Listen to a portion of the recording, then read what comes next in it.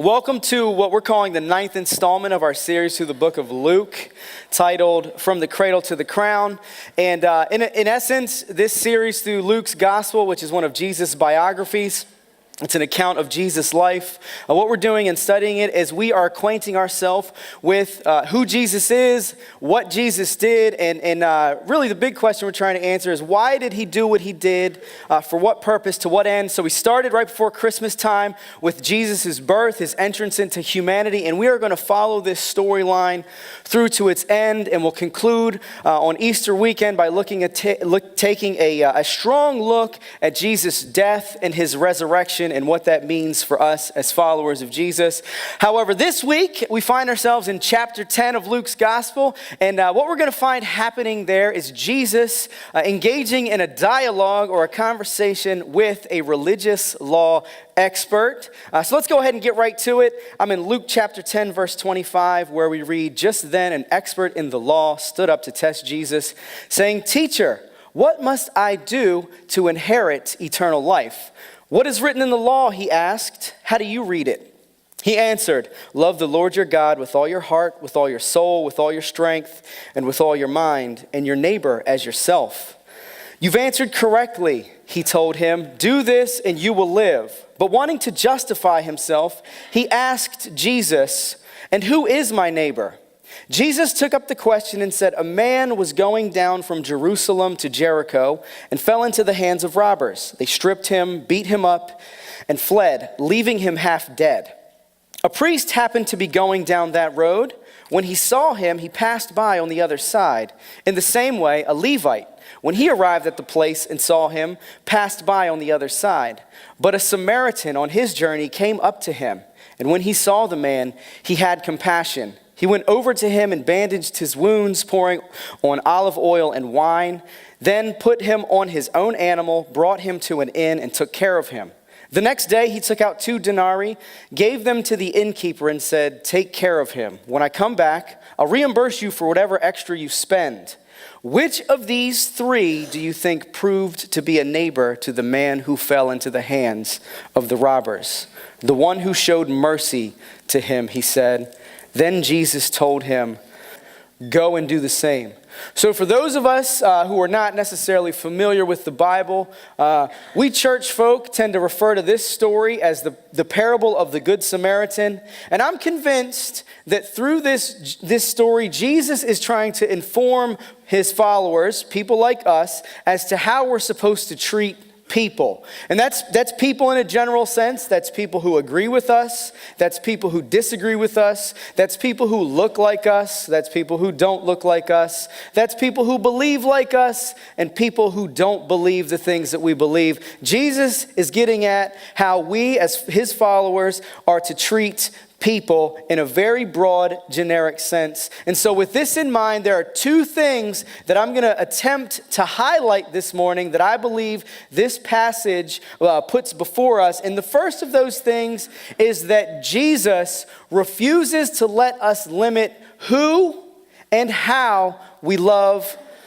And in addition to that, I believe that Jesus himself absolutely refuses to limit who and how he loves. And so we'll start with the first point, which is that Jesus refuses to let us limit who or how we love. And so here we have a law expert, a very religious person. We could call him, we could think of this individual not just as a person who's attended church for the span of his years, but a person who is highly interested. This person has devoted their life to theological study. And a lawyer of this kind, which he happens to be a lawyer, is not a lawyer in the secular law sense. He would have been more interested in Old Testament law, the first 5 books of the Old Testament. And then secondly, he also would have had a marked interest in whether or not people were following that law. That would have been something that he would have been focused on. And so if we look at what's going on surrounding Jesus' ministry, by this time, Jesus had accrued a massive following. You got thousands of people. Each time Jesus speaks, each time Jesus preaches, you have towns that are unloading and they're going to where Jesus is. You have people from all walks of life just sitting on the edge of their seat, waiting to see Jesus' next move and waiting to hear Jesus' next word. So he's attracting large crowds. And amidst these crowds is a bit of diversity. You could say culturally, you could say lifestyle-wise, you could say things that people have done or haven't done. And so some of the dynamics of these crowds, you got homeless people, you've got immigrants, you've got foreigners, you've got prostitutes, you've got tax collectors, you've got drunkards, you've got people that have done crazy on top of crazy as far as their lifestyle choice is concerned. These are the people that are coming out to see Jesus. And the thing about Jesus is he's not just attracting these crowds, he's spending quality, intimate time with some of these people. And we read time and time again that he's not just preaching at these people, he's having lunch. He's breaking bread. He's sitting around a table, breaking bread, eating grilled fish, drinking pitchers of wine with people that society in that day and age, and even now, would just label as riffraff. They're marginal. They live on the margins. They make bad decisions. They're irresponsible. They drain society. They take from society. They don't give back to society. These are the people that Jesus is hanging out with. He's welcoming them. He's befriending them. He's showing them something that they've never ever seen before. And this becomes controversial to a lawyer in religious law. It becomes controversial to other religious leaders. And so on one occasion, Jesus is called to the carpet. And it's found in Luke 5, and you have Jesus. He's eating a meal with tax collectors and sinners, we're told. I don't know where your mind goes when you think tax collector, but I've been getting these scam-ish calls from the IRS lately. Maybe you got some too. And they basically say, the IRS is going to arrest you now. And all I can imagine is like a dude that he's kind of scruffy, his teeth are all jacked up, and he's going to run up in my house, smack my wife around, take the last crumbs off our table, and then just leave as if he's done some just service. At any rate, track with me. Tax collectors in this day and age were people that literally were warring against Jesus' people. They were stealing from Jews and paying Rome, right? So these are people that... why would he even think to associate, let alone have a meal, break bread with a tax collector? So this is concerning to Jewish leaders. He's having lunch with their enemies. Maybe they should be concerned. And so they ask him, what are you doing, Jesus? Why are you doing this? And he levels with them, and he basically says, healthy people don't need a doctor. It's the sick. I'm here inviting outsiders. I'm not inviting insiders, and I'm here to transform people from the inside out, to make them into the people that they've only imagined being. You see, Jesus is unlike anyone that you or I have ever met, unlike anyone that you or I have ever had a relationship with. Because when Jesus sees sin, he doesn't cower. He doesn't sweat bullets. He doesn't get nervous. He's not taken aback by our track record. He's not baffled at the things we've done or the things that we've failed to do. He's not blown away at the idea that someone's a prostitute or someone's given their life to a lifestyle that's just inappropriate by way of our standards. He's not confused by any of that. He's not concerned in spending his time with people who are marked as a drain on society or a liability or a threat. He's not concerned with breaking bread with his enemies, because that's what Jesus is doing. When God becomes a man and he decides to hang out with people, it's God deciding to spend time with his enemies, because we are sinners and so we're God's enemies, right? You tracking with me? So Jesus is hanging out with the people he's supposed to be hanging out with. But I get it. This is confusing. If you're a rule follower, if your orientation is toward legalism and following rules to get your life in order, I get it. This is going to be confusing. This lawyer is highly confused. And what he wants to do is he wants to be sure of a couple of things. One is that people are clear that there's no way to get to heaven or get to God or have a right relationship with God except for following the rules. That's one thing the lawyer wants to be clear on. He wants to make sure that Jesus is teaching that. And then second to that, he wants to be clear that the lifestyle that he's living is still justified. That the things that he's doing, the rules that he's following are still worth following. But ultimately what he's trying to do in asking Jesus the question that he asks, he wants to expose flawed theology. He wants to make Jesus look silly. He wants to show people that Jesus is just watering down the law. It's just a weak message and that nobody should follow Jesus. And so he asks the question, he says, "Teacher, what must I do to inherit eternal life?" And this is very tactful, and I would recommend doing this if you have any conflict in your life. People that have, they have it out for you. If someone asks you a question that you might have a conflict with, respond with a question. Diffuse the whole thing. That's what Jesus did. That's what I'm recommending you do. Try it and tell me it doesn't work. I dare you. All right. So Jesus responds with a question, and he says to the lawyer, "Well, what does it say, lawyer? You've studied this stuff."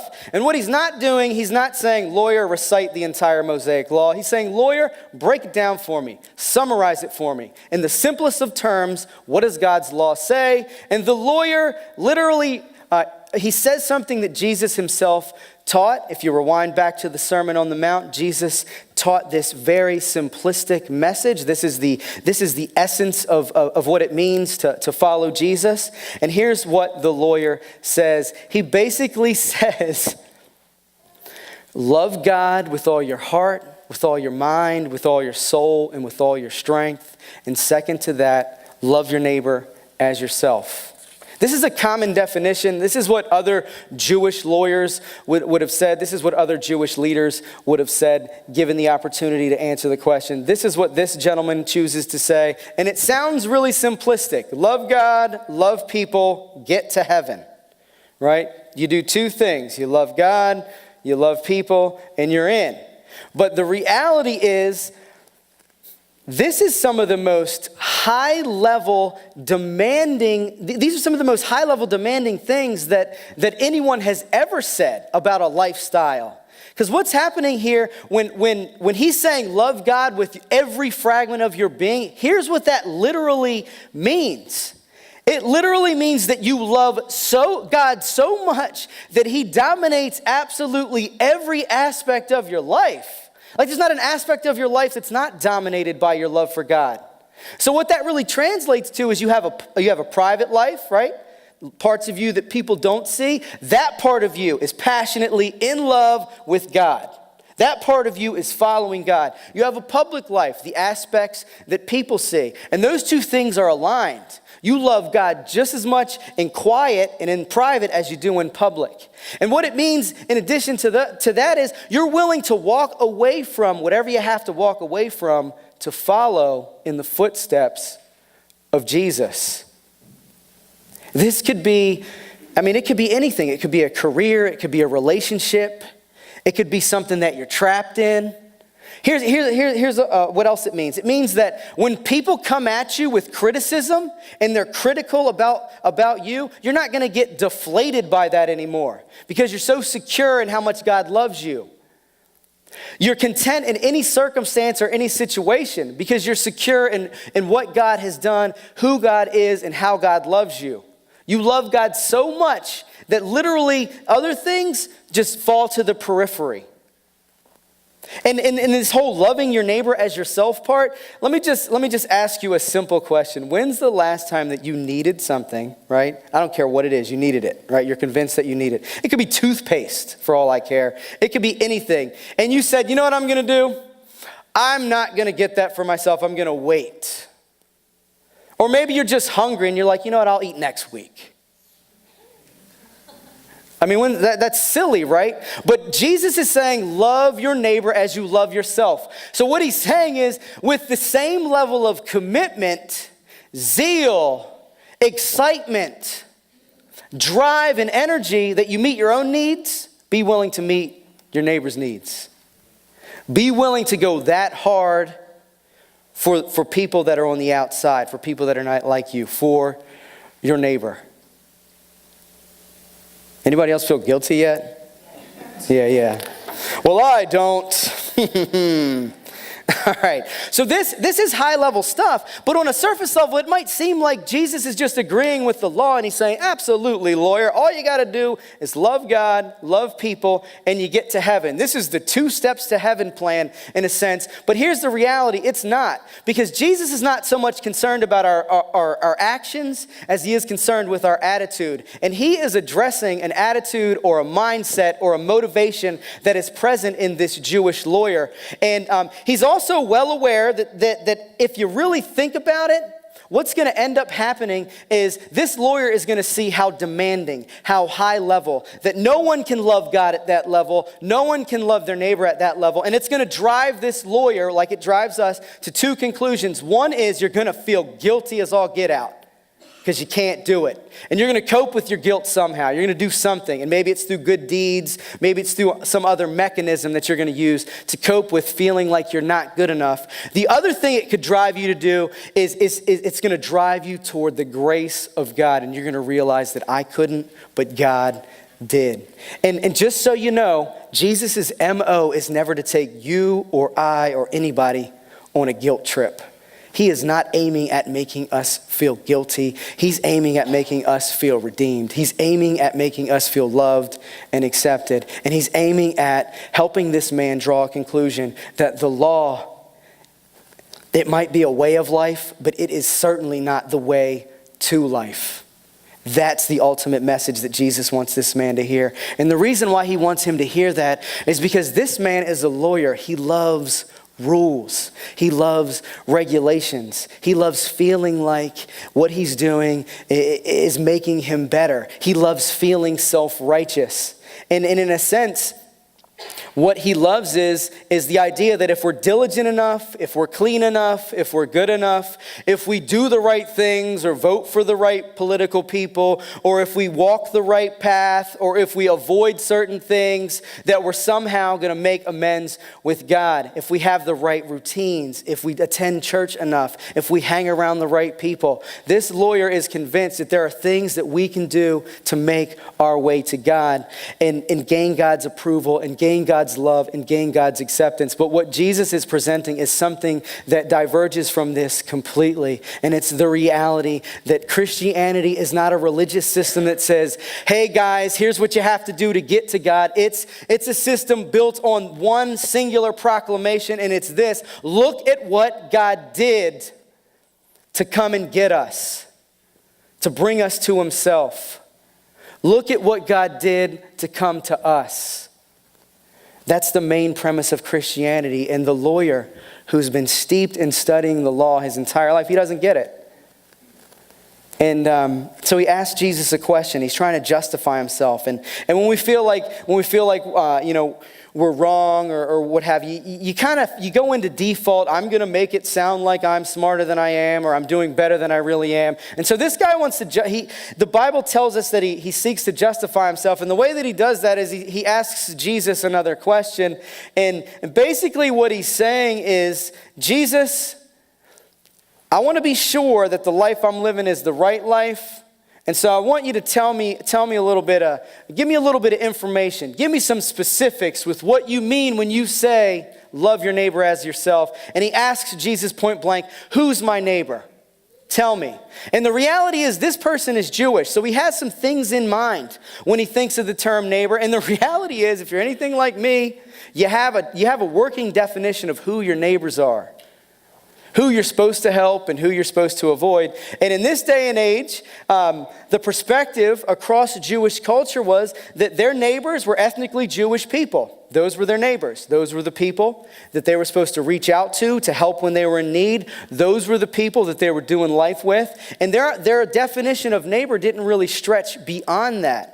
And the reality is, I think if we're honest with ourselves, our definition of neighbor is not any more broad. I mean, it's confined. It's confined to people that agree with us, people that we feel comfortable being around, people that make us feel safe, people that believe the same creed that we have, people that like the same teams that we like, have the same hobbies that we have. I don't know about you, but I don't do a whole lot of beating the pavement to just find people that disagree with me. Like, I don't wake up in the morning thinking, you know what? I want to hang out with 14 people that hate Christianity and think that I'm a loser. I mean, who does that? Who does that?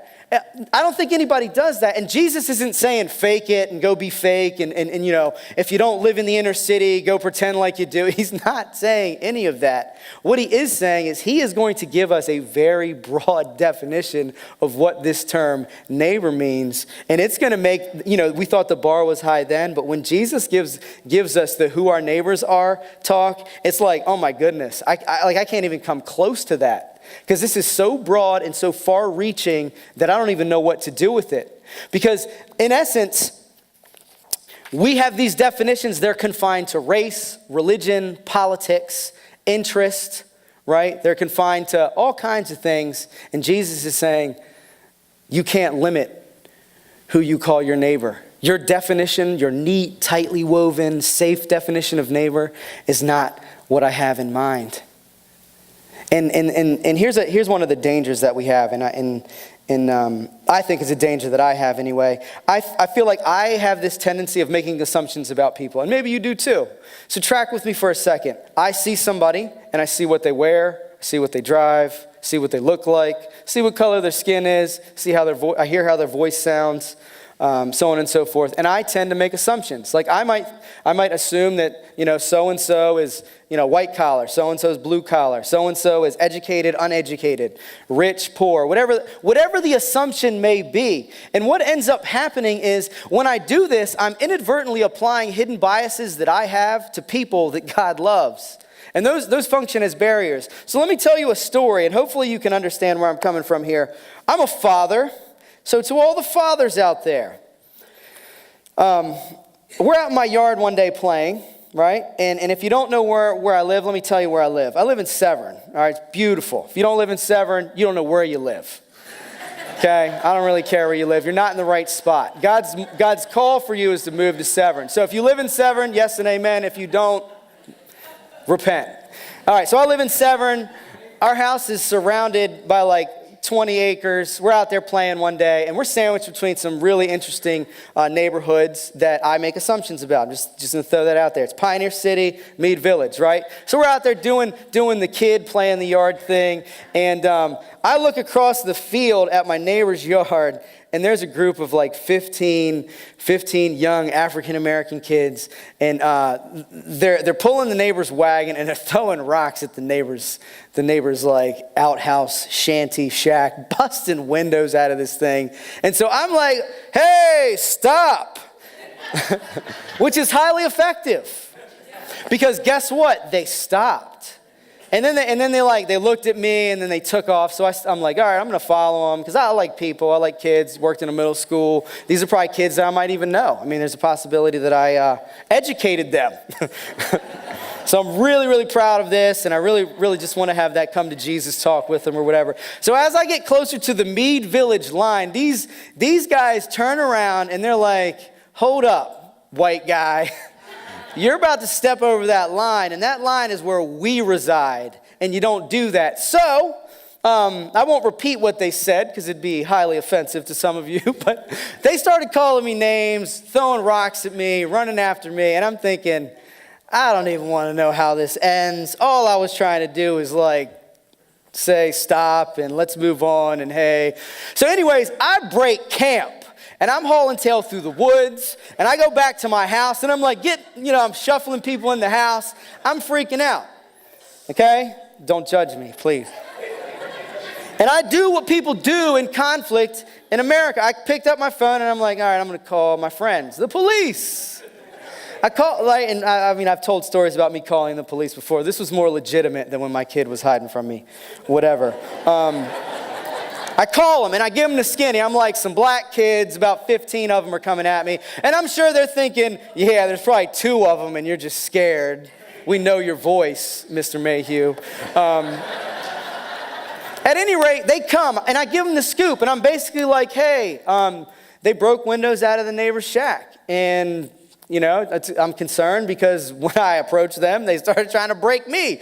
But here's the bigger point I'm trying to get at. My kids watched all this. So they watched people that don't look like us come into our yard well, our neighbor's yard, but close enough, come onto our property per se, and break something. Like, that's bad, right? We all can agree that's negative. We don't want that to happen. I don't want it to happen to you. You don't want it to happen to me. So, what we do with information like that is we draw a conclusion. So I get in my house and I'm like debriefing with the kids, and what I hear them saying is black people are bad.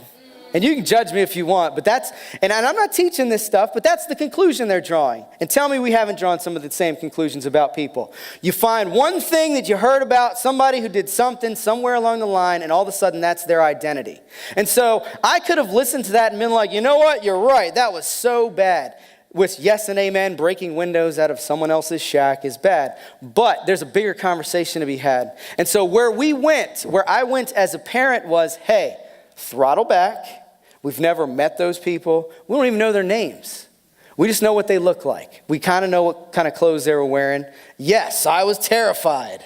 I'll give you that. But no, we cannot quantify or qualify them based on one occurrence. I have no idea where they hail from. I don't know who their parents are, what their background is. I don't want to get into making objective decisions and drawing objective conclusions about people, because the reality is I don't have enough of a bird's eye perspective to draw an objective conclusion about those kids. And so where we took the conversation was, hey, they made a bad decision. Have you ever made bad decisions?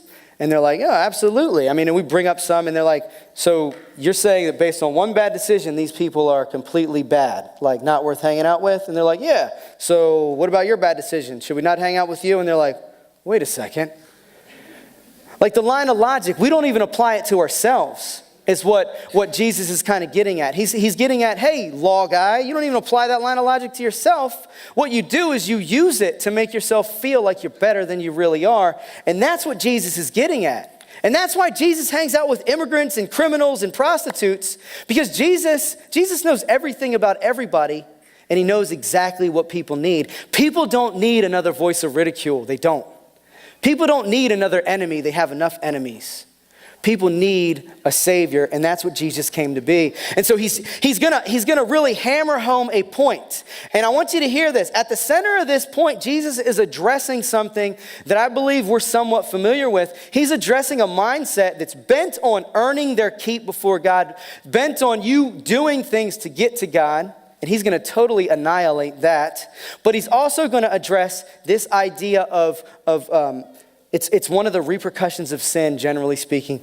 And what he's going to point out is some racism that's going on with Jewish people and some of the people that are their neighbors. And so Jesus is totally annihilating our definition of neighbor. And he's going to establish a definition that includes people, all people that are in our spheres of influence. And he uses a story to bring this home. And the story goes like this. It's a Jewish man. He's traveling from Jericho to Jerusalem. All right, if you're familiar with this journey, which you're probably not, I'm not, so I did a little bit of research. 17 miles, you got a descent of like 3,000 feet. And there are all kinds of stereotypes about this path, this highway per se, this place where people journeyed. And they're not good stereotypes. This is a place where people got assaulted, robbed, murdered. These are all things that were known to happen on this stretch of road. And so it's kind of like maybe your feelings about West Baltimore or Southeast DC. It's a place like that. You're really like, oh, that place exists. I'm never going there. And so just to paint a picture for you, I was cruising by Lexington Market the other day with a couple of people in my car. I'm not even going to name who they were. They're young. They're immature, whatever. And they're talking in the back, and they see a bunch of stuff that we're not used to seeing. We're from the country. And one of them was like, I never want to get out of the car here. And we're like, okay, cool. We're not. Like, we're going somewhere else. And they were like, I don't even care if the car's on fire. And I'm like, hold up. You would rather die in the swagger wagon than get out at Lexington Market. You realize the epicenter of gastronomic potential that Lexington Market is. Fried chicken, French fry. I mean, you name it. They got food for days. You'd rather die, whatever. The reality is they had seen a bunch of symbols, the people in the backseat of my car, that they weren't familiar with, and they were saying, I'm terrified. I don't know what to do with this. I don't know how to make sense of it. That's what this Jewish lawyer is saying. He's saying, I see people acting a certain way, and I really don't know what to do with it. Help me out here, Jesus. At any rate, back to the story. This Jewish man is traveling along this trek, and that particular day, all of the stereotypes, they're not just stereotypes, they come to life. He's beaten, he's robbed, he's stripped, he's left for dead. He's dying in the street. What was a journey point from Jericho to Jerusalem became a crime scene. And so Jesus proceeds to introduce a couple of more characters in this story, two of whom are Jewish, two of whom are religious leaders, two of whom had all of the intellectual capital and theological capital that they needed to just stop and help the guy, let alone he was their brother in the faith. They had every reason under the sun to just stop and help the man. But the story Jesus tells us is that they just looked at him and they deliberately moved to the other side of the street and kept walking. So then Jesus introduces a third person in the story. This person we find is a Samaritan. And just so you're on the same page as I am, the beef between Jews and Samaritans had everything to do with race, and it had everything to do with religion. Jews referred to Samaritans as religious half-breeds, and they also, racial half-breeds and religious heretics. In other words, they were the wrong kind of people and they believed the wrong things. That was the beef between Jews and Samaritans. And in addition to that, Samaritans weren't really into Jews either. The animosity, racially and religiously speaking, went both ways. And so it's very interesting here because the Samaritan sees this Jewish man, his enemy, someone he ordinarily would have had at arm's length, ordinarily would have been at odds with. He stops. He sees him and he stops and he presses in and he's moved with compassion, we read. And he starts using his resources, his time to make this man's life better. He bandages his wounds. He wraps him up. He puts him on his, I'm not sure if it's a donkey or a colt or what it is. It says he loads him on his animal, meaning that this man, wherever they went, this Samaritan walked while this gentleman who was a victim rode. He literally reached beyond racial and religious barriers to help an enemy. An enemy. Like, this is on a whole nother level at this point in time. Because I'm thinking, Jesus, I don't really want enemies as neighbors. Like, I really like the people that I live next door to. They're quiet, they're calm, they're not trying to get me. I don't have to worry about I can sleep at night, you know. I can leave my door locked. You thought I was going to say unlocked, but I'm not. The reality was this Jewish man could not pay the Samaritan back. He had nothing to give, nothing to offer. He's half dead, and the Samaritan helps him anyway. The Samaritan incurs all of the cost. The Samaritan uses all of his own resources, all of his own time. And the big thing that the Samaritan is doing that's bigger than resources and time is the Samaritan is literally risking his reputation. He's helping an enemy. I mean, what's he going to do? Go back home to Samaria and be like, guess what I did today? I helped the other team, guys. And they're going to be like, yeah, up top. That's what we Samaritans are all about. No, he wouldn't have done that. That's not a conversation he would have had. And so Jesus is telling this story because he's trying to redefine our thinking. He's trying to reshape our attitude. He's trying to show us something that specifically has to do with loving God and loving people. And it's not what we thought.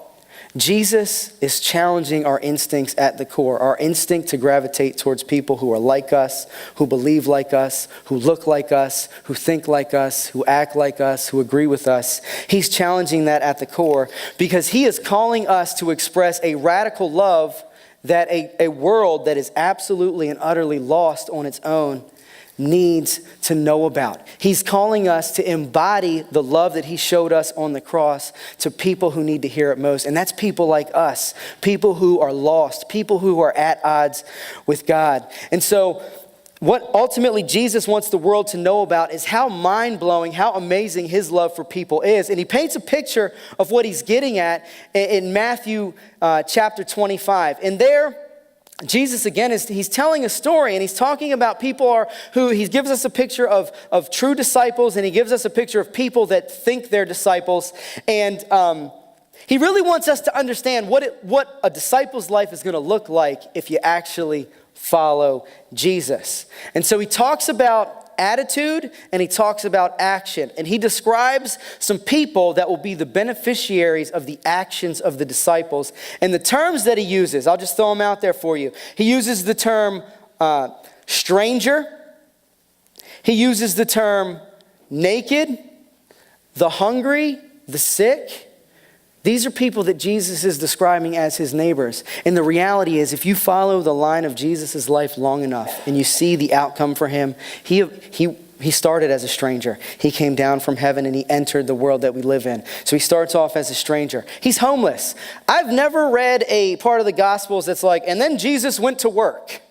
And then payday came. Like, I don't see Jesus working in that sense. I never read about Jesus buying a home or investing in a retirement portfolio. I do read about the Son of Man not having a place to lay his head. I do read about that. Jesus is homeless in a sense. And I also read about a Jesus who ends up naked and incarcerated, imprisoned, and eventually executed. I read about a Jesus who can fully relate to all of these people who he's calling neighbor. He's not just saying they're our neighbors. He's saying, I can fully relate to them. And because I can fully relate to them, you should be able to fully relate to them. And here's what he says. Here's what his expectations were for disciples if you read Matthew 25. Strangers were immigrants and refugees, and he's anticipating that people that embody the life he was living would welcome the stranger, would welcome the immigrant, would welcome the refugee into their homes, giving them access to resources, giving them access to the things that they need,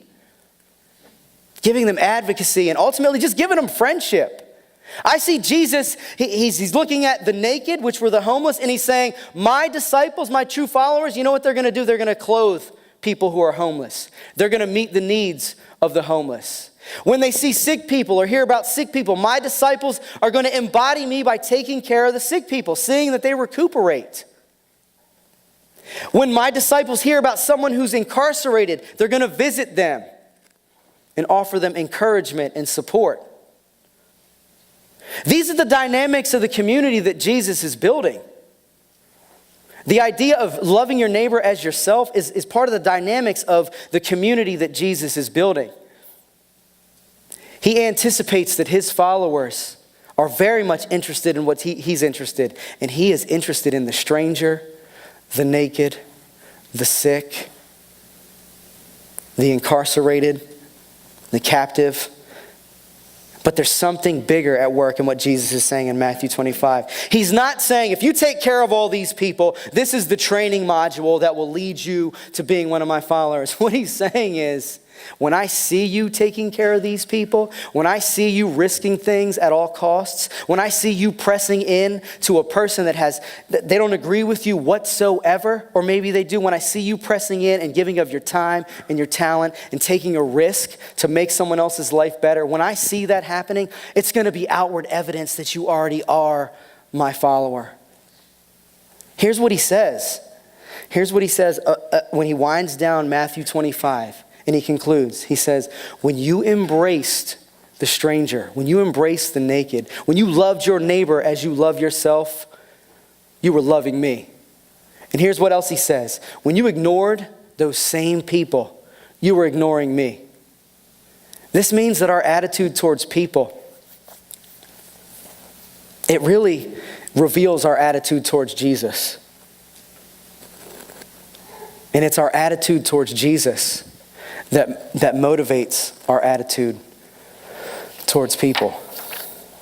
Jesus was saying, in a sense, if you loved your neighbors as you loved yourself, I would know that you love me. And if you reject your neighbors, you're rejecting me.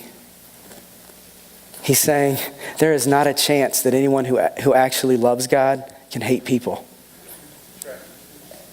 That's ultimately what Jesus is getting at. So if you love Jesus, you're going to love people because Jesus loves people. And he's not partial. You're going to be willing to tell them what Jesus has done. You're going to be willing to get in there and do what you can do to make their lives better.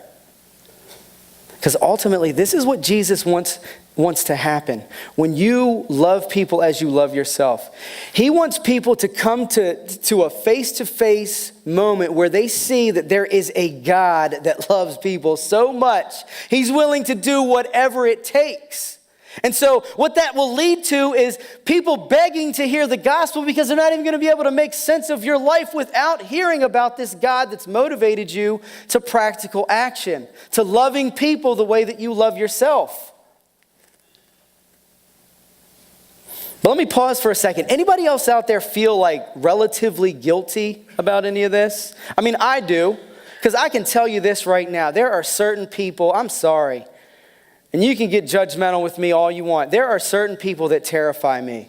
And I haven't always had kids, and I'll just say this. Like when my wife and I were first married, we were willing to take risks. There were lots of times where we stopped and somebody hops in the car. I don't know them from anybody, and we're having lunch, and they're over at the house. And I mean, there was even one time where I get a call at work, and my wife's like, hey, the cable guy's coming over for dinner. And I'm like, what are you talking about? The cable guys don't go to people's houses for dinner. Like they go to their own house for dinner. So this guy's from Cuba. He just had defected. He came to America. And it's like, well, he doesn't know anybody. I'm like, I don't care. Anyways, the guy came to the house. Great experience, great time. I'm cowering in a corner the whole time, like trying to...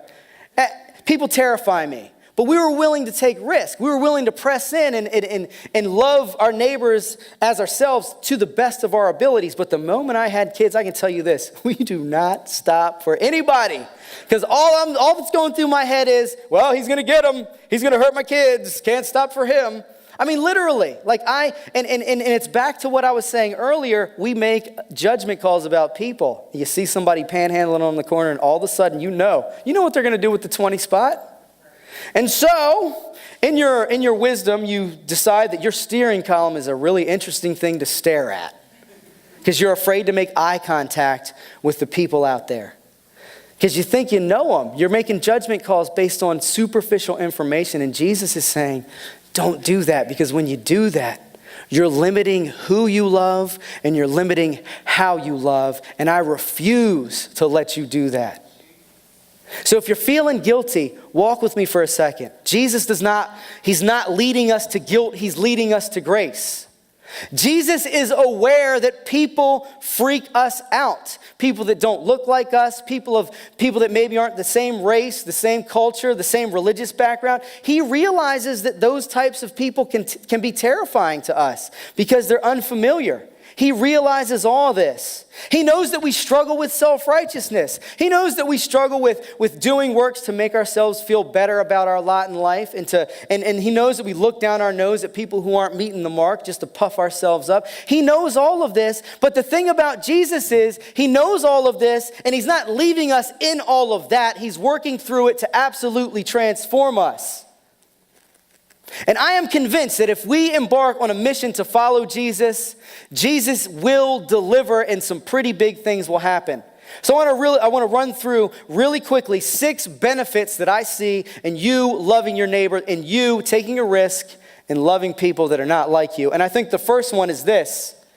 Loving your neighbor is going to allow you an opportunity to embark on unfamiliar ground. When we embark on unfamiliar ground, we cry out to God because we know that God is all we have. He's the only hope we have. This is an opportunity for you as a Christian, as a follower of Jesus, to grow, to apply the gospel in a new context, in a new scenario. Secondly, loving your neighbor, it's going to allow you to actively war against your self-righteousness. Because no longer are you going to be talking about those people over there. You're actually going to be hanging out with those people over there. And you're going to realize they're human beings. When you prick them, they bleed. When something crazy is going on, they're scared. They have hopes, they have dreams, they have aspirations. And the bigger picture here, though, is that you are going to actively be able to assign dignity to people that God has already assigned dignity to. He says that every man, woman, and child, every human being is made in his likeness and image. So you're warring against your self-righteousness, and you're assigning dignity to things that God believes are dignified, and that's people. It's going to allow you to become more familiar with reality than fearful of it. What I mean there is we can create compartmentalized worlds, and we don't understand that out there in the world, it's crazy. I mean, I have a guy who cuts my hair He's an ex-heroin addict. And he was telling me his story, and I could pretend like I know why he's hooked on heroin, because heroin is something that people get hooked on. But he was an aspiring athlete at age 17. He gets in a car accident. He gets hooked on opioids. He gets hooked on heroin. When he was a 5-year-old boy, didn't wake up and say, "Mom, I want to be a heroin addict when I grow up." Circumstances happened in that young man's life that changed the trajectory of his dreams. But one thing is for certain. He is interacting with people that love God. People are embodying Christ to this gentleman. And he doesn't just cut people's hair. He's growing as a follower of Jesus. That's a big deal. These are opportunities. I hope you see this. Loving your neighbor is going to allow you to become more acquainted with how broken people really are and how amazing the gospel really is. Loving your neighbor is going to allow you to show people that Christianity is a faith that they can respect, and not only respect it, but envision being a part of. I mean, I hate to say it like this, but there are a lot of people that have a lot of opinions about people like us. We're judgmental, we're rule-oriented, we're legalists. We care about the unborn, but we don't care about the born. I mean, there are a ton of arguments against Christians. We have an opportunity to rub shoulders with the world and show them that God is passionately in love with people, that he is willing to go as far as it takes to make room for one more person at the foot of the cross. But lastly, loving your neighbor is going to allow you to process the real world, the circumstances out there through the lens of the gospel. Because you're going to see people in the narrative. You're going to stop dehumanizing the people in the narrative and actually humanize them, meaning you're going to treat them with dignity. No longer are we going to get fired up about the decisions that somebody's making politically or whatever the decision may be, but you're going to actually see people amidst this. You're going to see that people are the captives that Jesus was talking about. That people are the ones that need rescue. And what we're going to realize is that I can guarantee you everyone in this room would agree with me. The last thing I want is for my personal preferences, what I think people should be like, how I think people should act, to get in the way of someone hearing about the promise of the gospel. I don't want my preference to ever get in the way of the promise of the gospel. And loving your neighbor is going to be an opportunity for you to walk that out. So as the worship team comes back up, I want to wind this down. And we're going to go back to our story. And literally what Jesus is doing in this story, there's a twist to it. That is, if we miss this, we miss the point. If you remember, the victim in the story is Jewish.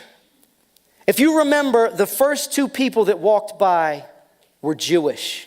If you remember, Jews and Samaritans are enemies. If you remember, the one who offered aid was Samaritan, meaning he offered aid to his enemy. The reason I believe that Jesus uses a Jewish man in this story is because he wants the lawyer to relate to that victim. He wants the lawyer to see himself laid out in the street with no hope, but your enemy coming to your aid. He wants us to imagine ourselves as the victim of this story. We're broken. We've been left to die on the street. We have zero hope. And Jesus is asking us to answer a question. And the question is this: wouldn't you want your enemy to come to your aid? Wouldn't you want your enemy not just to see you suffering, but to quell your suffering? Wouldn't you want that? Is there anybody in here that doesn't want that? Didn't think so. That's what we want. It doesn't matter if it's our enemy or not. If it is our enemy, we want them coming to our aid. Well, here's the reality. If we're honest with ourselves, we are that man laying in cold blood. And it's not because we're victims. It's because we're sinners. It's not because someone robbed us. It's because we robbed someone else.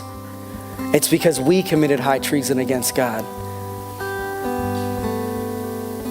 And that Samaritan, Jesus wants us to see that Samaritan as him.